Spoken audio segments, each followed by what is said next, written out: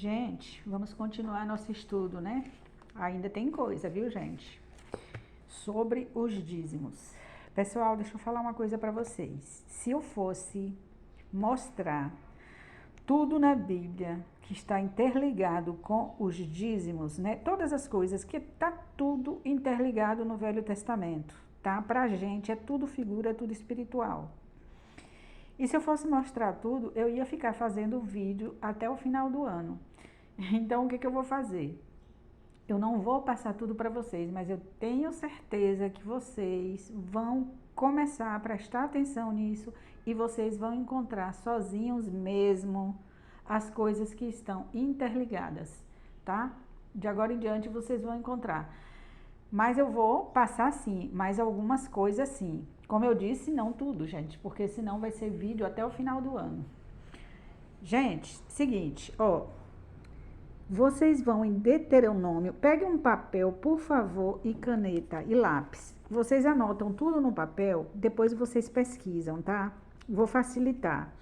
Deuteronômio 25, 13 a 16, você vai encontrar Deus dizendo que não terás. Em outras palavras, ele diz 2 pesos e 2 medidas.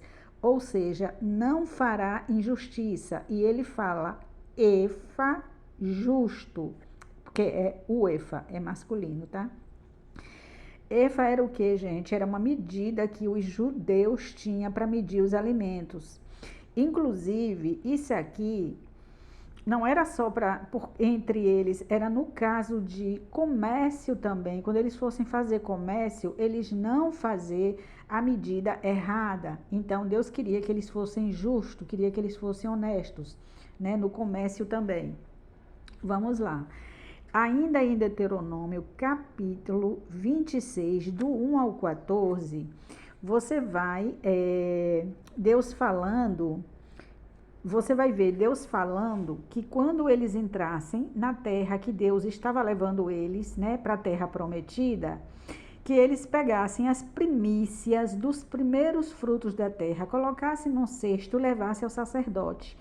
Se você continuar lendo o capítulo todo até o final, você vai ver que Deus fala que é porque eles foram tirados do Egito. Gente, o que isso significa? Que eles foram as primícias que Deus tirou do Egito. Então, esses frutos do cesto está se referindo a eles mesmos. A gente vai confirmar, tá? Então, vamos lá para a próxima. Em Êxodo 16:36, você vai ver Deus dizendo que a décima parte da efa é igual a um homer, que nós chamamos décima parte de 10%. Gente, não era tudo, era algumas coisas, tá? Que era a décima parte. E tinha que ser medido nos instrumentos deles da época e tinha que ser alimento. O dinheiro era na balança, que era, Deus chamava de ciclos, que parece que era não sei quantas geras, né? Um negócio mais ou menos assim. Mas o dinheiro era medido na balança. Na efa, eram as coisas que eram 10%. Na efa, no bato, e eu falei do rim também para vocês, depois eu explico o rim, tá? O rim entra mais para frente. Então, assim, Deus confirma que em Êxodo 16:36, que a décima parte da efa vai dar um homer. Quando você vai para Êxodo 16, 15, 16 e 18, você vai ver que Deus dizendo que era para eles comerem o maná por medida.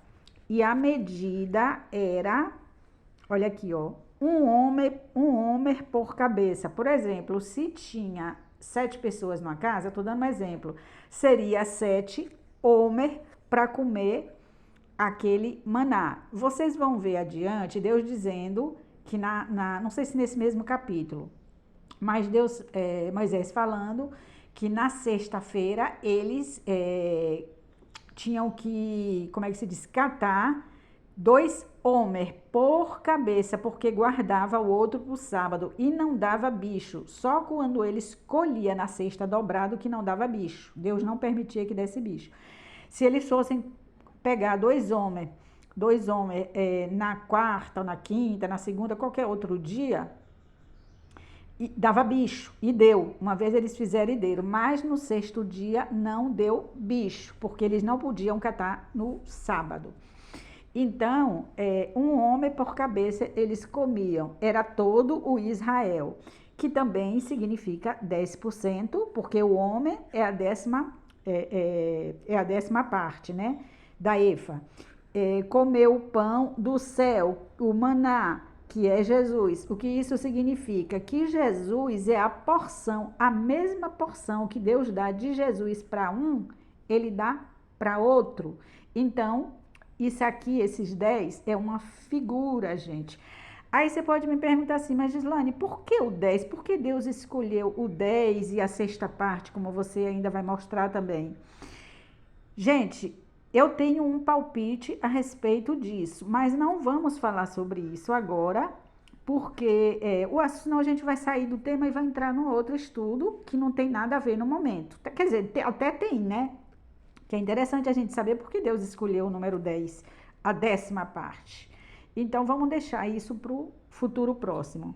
Se você for em Êxodo 16, 32 a 34, vai ser a mesma coisa repetindo em Hebreus 9, 4, que ele está falando que o maná foi guardado num vaso de ouro, mas foi medido por um homer, ou seja, Deus mandou Moisés mandaram pegar um homer cheio do maná e guardou dentro da arca da aliança, para que no futuro, quando os filhos perguntassem o que é isso, eles falarem, nós comemos por 40 anos o maná no deserto. Então, eu repeti aqui, a décima parte da efa, que também é 10%. Então, ficou na arca da aliança. No livro ao Hebreus 9,4, como eu disse, eu botei uma seta para aqui. Aí o autor vai dizer que na arca da aliança continha o maná. Ele vai repetir que é um homem 10% da efa. Vamos lá. No Ezequiel 44, 28 ao 30, a gente vai ver que Deus vai falar dos alimentos que os sacerdotes recebiam, que ele mandava, que ele era a herança. Então, ele está falando obviamente, dos dízimos. Só que Deus, nesta passagem, não utiliza a palavra dízimo. Ele fala de primícias. Aí eu botei aqui alimento para eu lembrar do que eu botei aqui a referência. Deus está falando dos alimentos para os sacerdotes, para os estrangeiros, para os órfãos, pelas viúvas. Ele fala que as primícias dos primeiros frutos, ou seja, dos primeiros frutos, as melhores coisas. Que a gente entende, fica subentendido que as primícias significa sinônimo de dízimos, e Deus neste momento não utiliza a palavra dízimo. Aí quando você vai para Ezequiel ainda, o próximo capítulo, logo de junto, Deus agora usa a palavra 10%, se referindo aos príncipes que estavam praticando violência e injustiça. Deus diz, basta ao príncipe, Zefa justa, bata o justo. Aí, esse aqui eu vou fazer questão de ler para vocês, tá? Eu volto para ler. Porque Deus especifica direitinho a décima parte, né? Décima parte, e ele fala que tem um dos alimentos, que eu não me lembro, eu acho que é a cevada e o trigo, gente. Deus pede a sexta parte. Note que aqui entra em questão a sexta parte também, que para mim também tem um significado, tanto a décima parte como a sexta parte. Depois eu mostro. Vamos lá. 1 Coríntios 15, 20, você vai ver o Paulo, né, que foi Paulo que falou, Paulo, vírgula, apóstolo de Jesus Cristo, Paulo apóstolo, não apóstolo Paulo, mas Paulo o apóstolo, né? Em 14:4, ele fala que as primícias, aliás, gente, eu tô aqui, né? 1 Coríntios 15, 20, Cristo, ele dizendo que Cristo é as primícias, que ele foi na ressurreição dele, ele se tornou as primícias dos que dormem, ou seja, ele é as primícias das primícias, que somos nós os que vamos nos salvar, né? Apocalipse 14:4 fala que os 144 mil são primícias para Deus, comprado com o sangue desta primícia aqui, que é Jesus. Então, ele é a primícia das primícias. Os 144 mil representa todo o povo da terra, que é o dízimo que Jesus Cristo retirar da terra para levar para o céu. Tiago 1,18 vai dizer que as primícias para Deus está chamando todo o povo que vai se salvar, a igreja, né? A igreja é o povo que vai se salvar, porque quem está dentro da igreja e não for se salvar, não é igreja, tá? Igreja é o que está ligado à cabeça de Cristo, que segue o que Cristo manda, o que a cabeça comanda. Então, Tiago 1,18 fala que o povo que vai se salvar é primícias para Deus. Aí eu botei aqui, o povo de Deus. Então, note que se o povo de Deus é primícia e os 144 mil é primícias, então está se referindo ao mesmo. 144 mil é um número simbólico. Vamos lá, Hebreus 6, 7 a 9 vai falar que os perdidos são abrolhos e espinhos, como está escrito em Gênesis, quando Deus diz para Adão que a terra produziria abrolhos e espinhos. Estava se referindo a pessoas que de agora em diante iam nascer assim. O povo perdido, tá? Então, deixa eu ver se eu acho que dá para continuar um pouquinho. Então, a gente vai entrar aqui na questão agora do Novo Testamento, que os dízimos. Você não vê em nenhuma das cartas, a partir de Atos dos Apóstolos, você não ouve mais a palavra dízimo. Você vê sim, eles vendendo as coisas, a igreja estava crescendo muito, entrando muita gente pobre, tinha gente que tinha recursos dentro da igreja, tinha mais de uma propriedade, então esses venderam as suas propriedades para alavancar a pregação do evangelho, tá? Então, você não vê mais a palavra, exceto em um livro que é a cereja do bolo, que eu vou falar.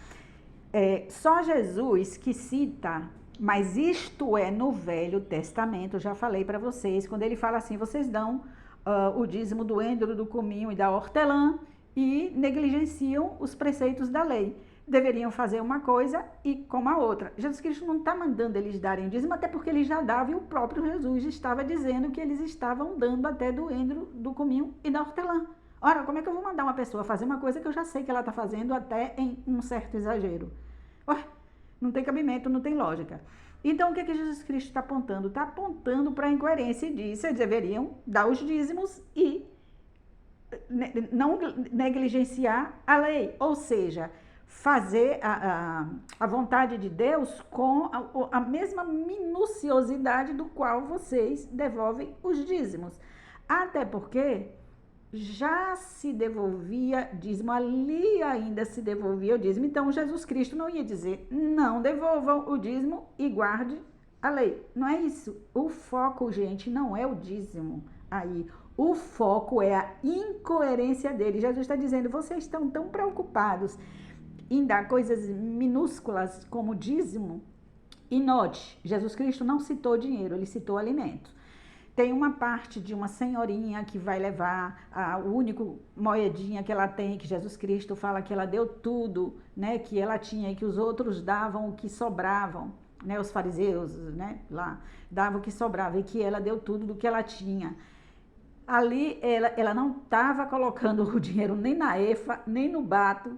Ela estava colocando, no bato não, que o bato era líquido, ela não estava botando dinheiro na efa para ser 10%, ela estava colocando o que ela tinha no gasofilácio, de lugar de dinheiro era gasofilácio. E quando era para oferta, ainda acredito que nessa época Jesus estava sob a lei de Moisés ainda, era medido, gente, em balança. E eu vou mostrar para vocês algumas coisas, eu vou fazer questão de mostrar. Aqui vocês anotem e busquem, tá? Então, vamos lá. Então, como eu estava dizendo, Jesus Cristo, quando falou do dízimo, estava querendo lançar em rosto, né? A gente, na nossa cultura, a gente fala esfregar na cara, né? Passar na cara. Jesus não falava assim, ele lançava em rosto. Lançar em rosto que eles estavam... Gente, me deu um nó na cabeça agora. Bom, quando eu lembrar eu falo, deixa eu continuar. Então, é o seguinte, não tinha a palavra dízimo. Você pode ler todas as cartas, né? E como eu falei, né, anteriormente em outro vídeo, Paulo não cita nenhuma recomendação. Traga os dízimos, leva os dízimos, que bom que devolver os dízimos, que bom que todo mundo está devolvendo bonitinho. Onde estão os dízimos? Fulano está precisando dos dízimos. Pega o dinheiro dos dízimos, faça isso. Ninguém está devolvendo. Não tinha uma repreensão, um elogio.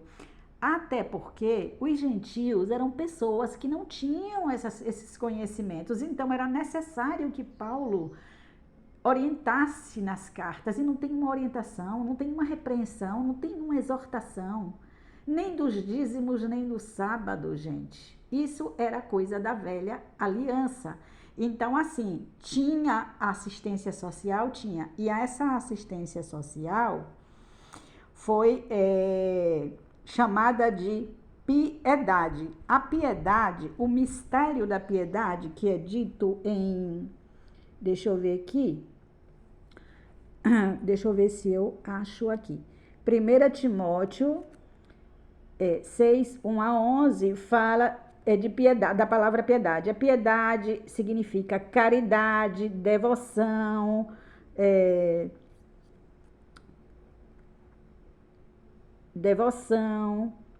compaixão ao próximo. Isso eu preciso ler também. Isso aqui eu coloquei esse asterisco porque isso aqui eu preciso ler para a gente interpretar junto. Em 1 Timóteo ainda 6,16, seguir a piedade, manda seguir a piedade, que é a caridade, o amor fraternal, né? As obras de ajuda. E Cristo aqui em primeira, anotem aí, viu? 1 Timóteo também 3,16 vai dizer que Cristo é o mistério da piedade. Ou ele é o mistério da piedade encarnado. Ele é um mistério porque ele foi encarnada a caridade nele. É o mistério da piedade em pessoa, amor, justiça. Então, ele foi encarnado. A piedade, por isso que chama de mistério da piedade, porque é uma piedade que ninguém explica, né? Então, deixa eu ver, olha aqui. Então, saiu os dízimos e entra essa espécie de ministério que ajuda. Piedade no Novo Testamento, aqui. 1 Timóteo 2,2, você vai encontrar a palavra. 3,16, mistério da piedade, já falei. 4, 7, 8, tudo em 1 Timóteo. 6, 3, 11, se contentar. Isso aqui eu preciso explicar para vocês. Vamos lá. 2 Timóteo 3, 5, Tito 1, 1, 2 Pedro 1, 5, 7, 2 Pedro 1, 3, Zacarias.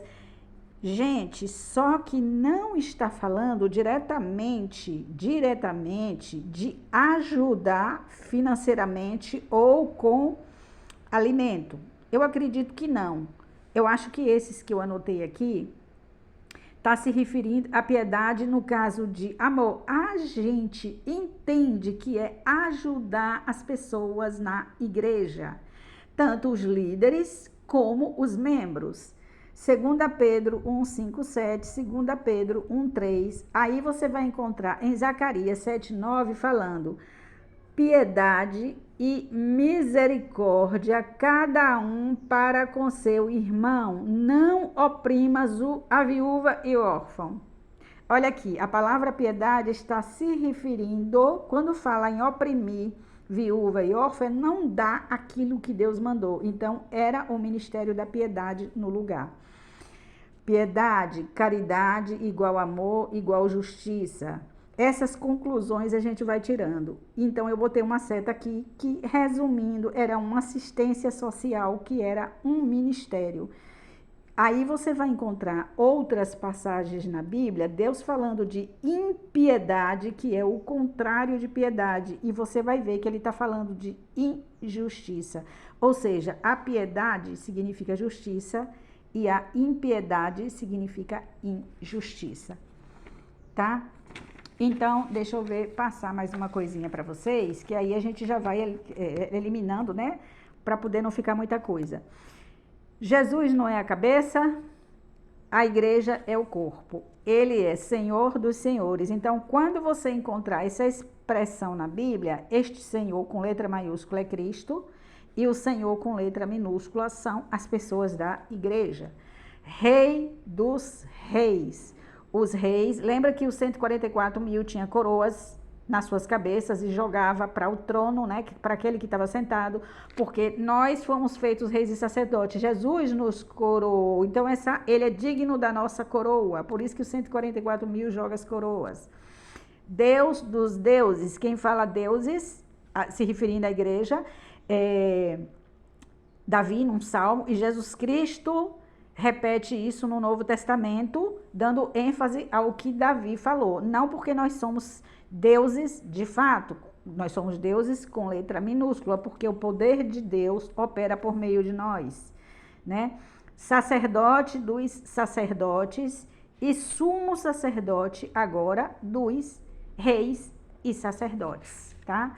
Então eu vou parar esse vídeo aqui, aí eu volto para ver outro vídeo, fazer outro.